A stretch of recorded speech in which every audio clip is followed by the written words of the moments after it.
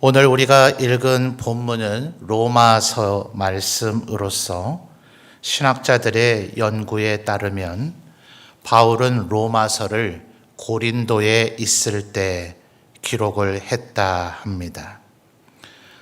지금 26절에 나타난 마게도냐와 아가야 중에서 남부에 있는 아가야 지역의 대표 도시가 아덴과 고린도죠. 바로 이곳에서 지금 로마에 편지를 보낸 겁니다. 로마에 어떻게 교회가 생겨졌는가? 이 또한 신학자들이 이견이 없이 사도행전 2장에 기록되어 있는 오순절 성령 강림 사건 때 전 세계 약 17군데에서 예루살렘을 방문한 이들이 있었는데 그들 가운데에는 로마에서 온 이들도 있었습니다. 바로 그들에 의해서 로마 교회가 자생적으로 생겨졌을 것이다. 지난 시간에 우리가 살펴봤었던 안디옥 교회도 그러했지 않습니까? 이름조차 거론되지 않은 사람들의 복음 증거에 의해서 안디옥 교회가 시작되어졌다 하는 것처럼 로마 교회도 도대체 언제, 어떻게, 누구에 의해서 그 교회가 세워지고 시작되었는지 우리는 알 길이 없습니다. 그러나 분명한 것은 그곳에 예수 그리스도의 복음을 증거하는 이들이 있었기 때문에 바울 사도는 경험적으로 그가 복음을 증거하고 있는 수많은 지역에서 계속해서 다른 복음의 시도들, 하나님 앞에 정당하게 구원받는 방법이 아닌 작게 보면 잘못된 생각이고 심각하게 여기면 이단이 될 수도 있는 그런 일들이 이미 로마 제국 구석구석에 퍼져 있는 것들을 바울 사도는 늘 고민합니다. 그러니 이방인들에게 복음을 전해야 되느냐 말아야 되느냐, 행위로 구원을 받느냐 믿음으로 구원받느냐, 또 할례와 율법이 중요하냐 오직 그리스도의 십자가 보혈의 은혜가 중요하냐, 거의 바울 사도의 사역은 늘 논쟁과 싸움의 사역이었다 해도 과언이 아니기 때문에 그는 로마에 있는 이들을 사랑하며 염려합니다.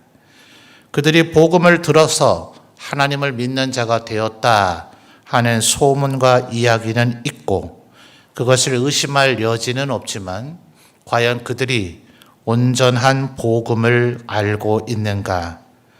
이것이 사도의 염려였기 때문에 그 염려가 우리로 하여금 바울 서신 13권 가운데 가장 선명한 복음의 진수를 듣게 만들어 주었습니다.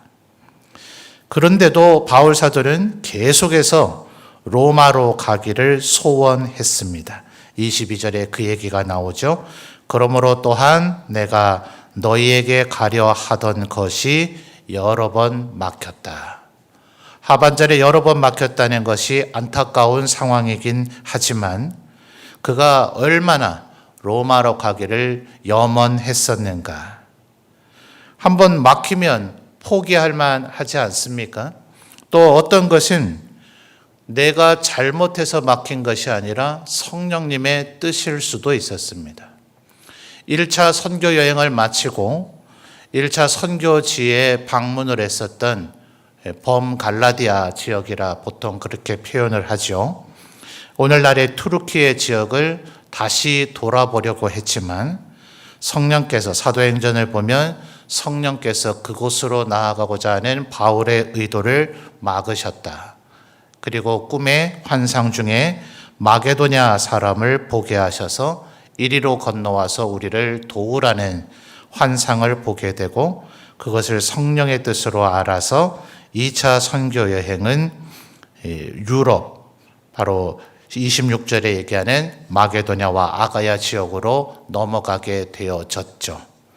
이런 바울 사도의 개인적인 경험으로 생각해 보더라도 22절에 로마로 가고자 하는 시도가 여러 번 막혔는데도 불구하고 로마를 여전히 마음속에 품고 있다 하는 것은 놀라운 일이죠. 또 바울 사도의 꿈과 비전의 최종 목적지는 로마가 끝이 아니었습니다. 23절에 뭐라고 얘기하죠? 로마를 거쳐서 서바나, 오늘날 우리가 일반적으로 사용하는 국가명은 스페인이죠. 아마 우리 연세 많은 성도님들은 스페인어를 학과 이름 자체가 서바나 어학과 아마 이렇게 불려졌던 기억이 나실 겁니다. 프랑스를 불란서라고 불렀듯이 스페인을 한때 서바나라고 그렇게 불렀던 것이죠. 자, 이것이 바울 사도의 꿈과 비전입니다. 자, 네 군데가 최소한 나타나죠.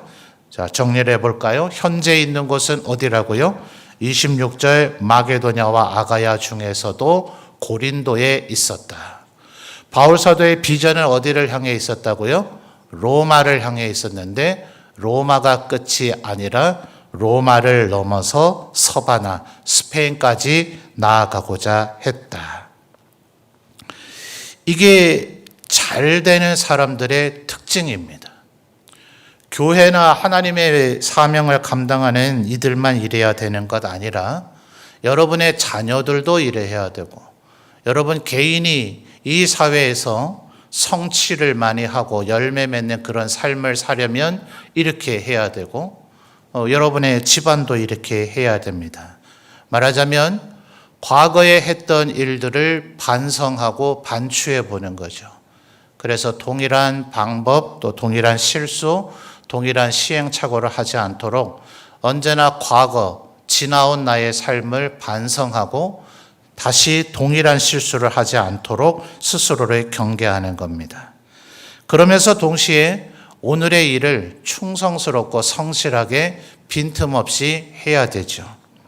그러나 오늘의 일만 계속해서 처리하다 보면 그 사람은 오늘의 틀 속에 갇혀있는 사람이 됩니다. 그래서 내일과 미래는 어떻게 해야 될 것인가? 이 세 가지를 끊임없이 병행하면서 점검하고 그것에 마음을 두고 실행에 옮기는 사람. 어떻게 한다고요? 과거를 평가하고 오늘의 삶을 성실하게 살며 미래를 꿈꾸고 계획하는 것.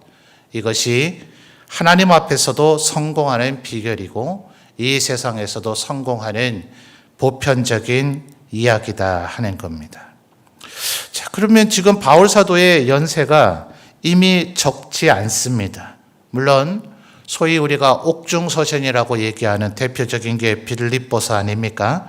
로마 감옥에 갇혀서 빌립보에 보낸 편지를 썼을 때보다는 이미 젊기는 합니다. 그러나 이 로마서를 고린도에서 적을 때조차도 바울 사도는 이미 연세가 많았다 얘기해요. 어떤 사람이 청년입니까? 또 어떤 사람이 장년이고 어떤 사람이 노년입니까? 우리는 흔히 육체의 나이로 이것을 분류하고자 할 것인데 어떤 이는 이렇게 얘기를 합니다. 육신의 나이가 얼마이든지 간에 미래를 향하여 꿈과 비전을 가진 자 그는 청년이고 현실의 삶에 안주하는 자 그는 장년이며 내가 과거에는 이렇게 잘 나갔었는데 소위 라떼는이라고 요새 표현을 하죠.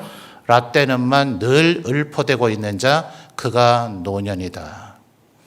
사실은 안타깝게도 20대, 30대에도 라떼의 삶을 사는 이들이 얼마나 많은지 몰라요. 뭘 인생을 얼마나 살았다고 내가 한때는 하면서 벌써 과거나 뜯어먹고 사는 이들이 있죠.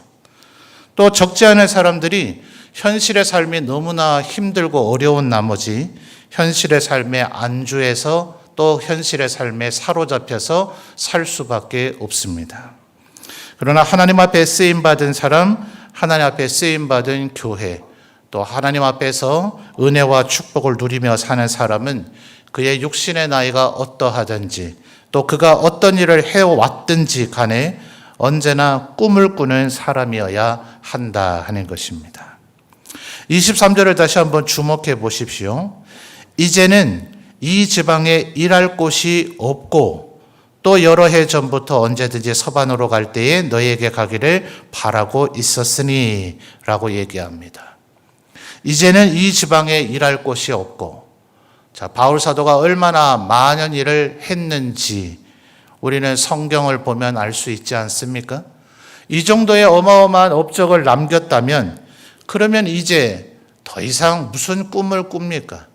그저 이 정도면 성취감 속에 사로잡혀 있을 수도 있지 않아요? 그런데도 불구하고 바울 사도는 언제나 미래와 내일을 향한 꿈을 꾸고 있었더라 하는 것입니다. 우리 점천제일교회는 어떠한 교회입니까? 사실 우리 한국 교회가 선교를 하게 될 것이다 하는 것은 아마 이 자리에 연세 많으시고 오래 신앙생활 하신 분들은 정말 격세지감을 느낄 겁니다. 우리 한국은 선교사님들이 오셔야 되는 나라. 제가 고등학교 시절만 하더라도 국내에 외국에서 보내어진 선교사가 여전히 있었습니다. 왜냐하면 선교학적으로 볼 때는 그 나라 인구의 기독교인이 얼마인가? 25% 정도 우리가 최대치 통계를 냈을 때가 전 국민의 25%가 기독교인이다. 근데 사실은 이건 뭐 오만 걸 다 끌고 모은 수치입니다. 우리가 얘기하는 정말 믿음으로 말미암아 구원받았다라고 고백하는 복음적 신앙을 가지고 있는 기독교인은 그 중에 얼마 되지를 않습니다. 그래서 그 25%가 붕괴되어지고 15%, 10%가 되면 선교학의 개념으로 볼 때는 여전히 선교 받아야 될 국가입니다. 놀랍죠? 선교학교에서의 선교학계에서의 평가는 한국이란 나라는 여전히 선교되어져야 할 그런 수준의 나라인데 선교하고 있어요. 그러니 우리나라에서 처음 선교라는 얘기가 우리에게 주어졌을 때 우리가 선교를 한다고 그때 당시에 교회 지도자들의 첫 반응들이 그랬습니다. 우리 원로 목사님과 함께 거의 그 세대 연세 드신 분들이 원로 목사님과 연배가 비슷하신 분들, 일부는 하나님의 부르심을 받았고 일부는 아직 생존해 있는 그들이 한국교회 선교 사역의 초대 리더들입니다. 그들이 선교의 사역을 감당할 때 모두 다 별로 호응하지 않았습니다. 말도 안 되는 얘기를 하고 있다. 격에 맞는 얘기를 해라. 우리가 아직 우리 일도 제대로 못하고 있는데 무슨 선교를 하는가 이런 생각을 했었는데 불과 몇십 년 만에 정말 하나님의 은혜가 우리 한국 교회에 있었습니다. 그리고 이제는 선교사님들의 수로 하면 전 세계에 두 번째로 많다. 그러나 인구 대비로 생각을 한다면 전 세계에서 제일 많은 선교사를 파송하는 국가가 되어졌습니다. 얼마나 은혜의 축복입니까? 그러니 어떤 면에서 우리 한국 교회의 이 선교 사역 그 중심에 우리 점천제일교회가 있는데 우리 점천제일교회가 감당한 선교 사역은 23절에 바울의 회고처럼 이제는 이 지방에 일할 곳이 없는 그런 사역을 이미 감당해 왔는지 모릅니다. 지금도 동료 목회자들을 만나고 나면 점천제일교회는 선교를 어떻게 하고 있습니까? 라는 것을 얘기할 때 해오셨던 사역들, 현재 하고 있는 사역을 들으면 더 이상 말을 이어가지를 못합니다. 놀라운 거죠. 전국에 우리보다 규모가 훨씬 큰 교회들도 해내지 못하는 사역을 지난 수십 년간 해왔었기 때문에 그렇습니다. 그러나 사랑하는 성도 여러분, 그렇더라도 우리는 자고하거나 교만하면 안 됩니다. 지금의 이 상황에 만족하면 안 됩니다.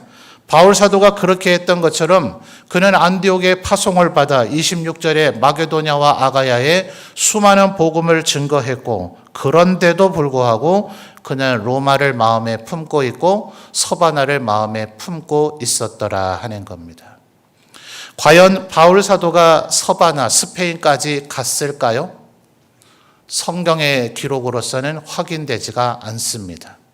그의 행적은 로마까지로만 기록이 되어져 있어서 이 서바나를 향한 꿈은 바울 사도의 미완의 꿈인가 아니면 성취되었는가는 조금 의문의 여지가 있습니다. 그런데 성경 외에 예수님께서 세우신 사도들의 제자들을 속사도라고 교회에서는 부르고 속사도와 교부를 혼용해서 사용을 합니다. 어떤 이는 속사도가 바로 교부다 이렇게 얘기하는 이들도 있고, 속사도의 다음 세대 제자가 교부다라고 얘기하는 이들이 있는데, AD 0년에서 500년 정도까지를 소위 초대교회라고 하고, 그 시대의 교회 지도자들을 교부라고 얘기하는데, 한 서너 분 정도의 교부의 기록에 바울 사도가 서바나까지 간 것처럼 여겨지는 표현이 나타납니다. 정확히 서바나라고 적시하고 있지를 않기 때문에 서쪽으로 갔다. 당시 로마 제국에 알려져 있는 서쪽, 아프리카와 유럽의 최끝단, 그래서 한때 세상의 끝이라고 여겨진 곳이 서바나였거든요. 그래서 어떤 이들은 바울 사도는 끝내 그의 염원대로 서바나를 방문해서 복음을 증거했다, 이렇게 보는 이도 있고, 어떤 이는 그저 미완의 꿈과 비전으로 품었을 뿐 하나님께서 바울 사도에 허락하신 사역은 로마까지였다라고 보기도 합니다. 여러분은 어떻습니까? 여러분 생각에는 어떤 것이 맞을 것 같습니까? 저는 전혀 상관이 없다고 생각합니다. 바울 사도에게서 우리가 취해야 될 자세는 하나님께서 바울 사도를 부르시는 그 순간까지 그의 꿈의 비전의 그 넓이가 고착되어 있지 않고 한정되지 않았다 하는 겁니다. 끊임없이 하나님께서 또 주실 새로운 비전을 향해서 나아가는 바울의 삶의 자세, 선교의 자세, 그것이 또한 우리에게도 있어야 할 것이다 하는 생각을 갖습니다. 이제 우리는 어떤 사역을 해야 될까요? 왜냐하면 현재 우리가 파송한 선교사님과 또 우리가 협력하고 있는 선교사님들이 이제 절반 이상은 은퇴의 나이를 향해 가고 있기 때문에 그렇습니다. 물리적으로 더 이상 현장에서 사역을 하기 어려운 상황이 되어지면 우리는 어떠한 선교를 이어가야 될 것인가? 이제 바울 사도가 그렇게 했던 것처럼 우리 교회 지도자들이 꿈을 품고 또 마음에 기도하는 준비의 때가 이미 어쩌면 늦었을런지 모릅니다. 아직은 공론화하고 토론하기에는 조금 이른 감이 있지만 아마 오늘 이 저녁에도 은퇴하신 우리 원로들과 또 현직에 있는 우리 교회의 주요한 지도자들이 대부분 이 자리에 계신 것 같은데 공식적으로 여러분에게 요청합니다. 바울 사도가 마게도냐와 아가야의 사역을 다 마치고 로마를 꿈꾸고 서바나를 꿈꿨던 것처럼 우리도 내일에 향한 꿈과 비전을 그려야 합니다. 지금까지 해왔던 일들을 되돌이켜보며 오늘의 사역을 여전히 충성스럽게 감당하면서도 우리는 내일의 선교의 사역을 주님 오시는 그날까지, 내 생명이 로마에서 끝난다면 로마까지, 주님께서 서바나까지 가게 하신다면 서바나까지, 내가 현직에 있을 때 결정의 권한을 가지고 로마를 선교하는 것을 결정한다면 로마까지, 그러나 내가 내 후배들에게 서바나를 향한 꿈을 물려줄 수 있다면 서바나의 꿈을 물려주는 그런 우리 교회가 되었으면 좋겠다 하는 것입니다. 오늘의 선교 사역을 지금도 충성스럽게 힘을 다해 감당하고 있지만 우리는 지금 어쩌면 바울 사도가 로마와 서바나를 향한 꿈과 비전을 품었던 것처럼 우리도 새로운 선교의 미래를 꿈꾸고 기도해야 될 시점이다 하는 것입니다. 그러나 그것 못지않게 중요한 것이 25절입니다. 자, 25절 우리 성도님들 한번 읽어봐 주실까요? 25절과 26절 두 절을 읽어 주십시오. 시작.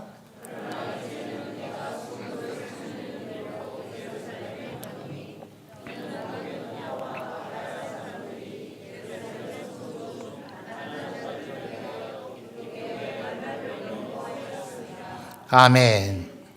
놀랍지 않습니까? 22절에서의 24절까지의 얘기와 정반대되는 얘기를 바울 사도는 하고 있어요. 위치적으로도 그렇습니다. 지금 이 로마서를 쓰고 있는 위치가 어디라고요? 고린도. 고린도에서부터 안디옥과 예루살렘은 정확히 동쪽입니다. 그리고 로마와 서바나는 정확히 서쪽입니다.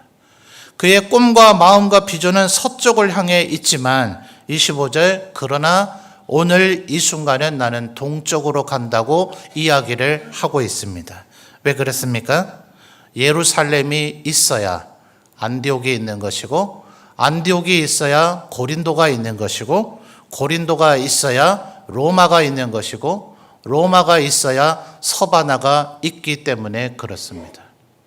이 바울 사도의 원칙이, 이 해안이 왜 교회 2000년의 역사 가운데 지켜지지 못했을까? 우리는 북아프리카의 많은 교회를 잃어버렸습니다.